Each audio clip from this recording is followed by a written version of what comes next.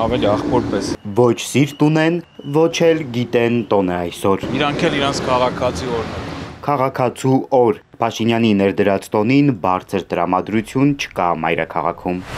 Ամեն ինչ այլ էր 6 տարի առաջ։ Մաշտոցի պողոտան վերածվել էր Պրոշյան փողոցի, ամենուր խորովածի ծուխ, սոխը բարակ, կրակը մարմանդ, միսն էլ վարչապետի ծննդավայրից, պարտադիր։ Իջևանի խոզա։ Զգացի, անուշը։ Այսօրվա ընթացքում դեմ չեմ լինի, եթե սենց մանի մաշտոցի պողոտայում սենց մաղանները շարածելն ու խորովածը։ Խորոված անելու փոխարեն ելույթ սահմանապահ զորքում տոնական առավոտը վարչապետը անցեկացրել զինվորականների հետ։ Այսօր նաև սահմանապահ զորքերի ծառայողի օրն է։ Ըստ Փաշինյանի քաղաքացին եւ սահմանը ունեն հենման ընդհանուր կետ՝ պետությունը։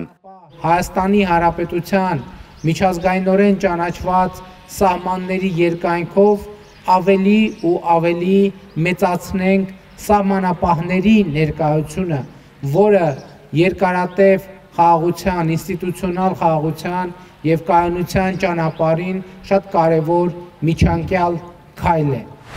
Ես ինձ անվտանգ չեմ ապահովում, ոչ թե մենակ ինձ, այլ պետությանը։ Խոսքի ազատություն, արդար ու թափանցիկ ընտրություններ, պետության հարատևում եւ թալանի վերադարձ, կոպեկ առ կոպեկ։ Փաշինյանի շնորհավորական ուղերձի բովանդակության արձագանքում են քաղաքացիները։ Անընդհատ սուտ, գեղեցիկ եւ այլն։ Մարդիկ ոչնչի չեն հավատում։ Ավելի շատ մտահոգում է պետության անվտանգությունը, երկրի անվտանգությունը, որը բավականին լուրջ վտանգի տակ է, էլի, եւ արժեհամակարգի անկումը։ Լավ բան չկա, Սուտ, խաբերություն։ Համեմատած մյուս պետությունների հետ թոշակը շատ քիչ է։ Գնալով բարդացրել է քաղաքացու կյանքը, ինչ քաղաքացու, ոչ մեկի դեմքի ոչ ժպիտ կա, ոչ բան կա։ Մի հատ սխալվում ես, ներողության փոխարեն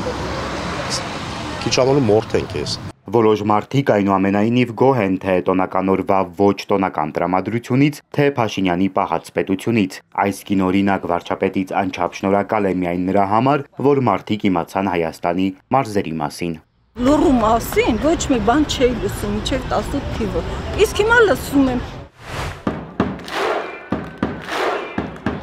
Քաղաքացու օրը մեծ շուկով նշվել է միայն 2019-ին, այդ տարի պետական բյուջեից հատկացվել էր 124 միլիոն դրամ, 2020-ին տոնը կտրեց կորոնավիրուսը, 21-ին այն համընկավ ապրիլի 24-ի հետ, որոշվեց տոնել հաջորդ օրը ապրիլի 25-ին, բայց տոնական շնորհավորանքի փոխարեն Փաշինյանը հայտարարեց հրաժարականի եւ արտահերտ ընտրության գնալու մասին։ 2022-ին, 23-ին ու 24-ին կառավարական կաբինետը տարբեր համայնքներում տարբեր ձևաչափերով նշել է տոնը։ Այս տարի քաղաքացու օրը նշում են Հայաստանի 79 բնակավայրերում։ Շենացրու պետությունը դեղիր օրինապահ կարգախոսով։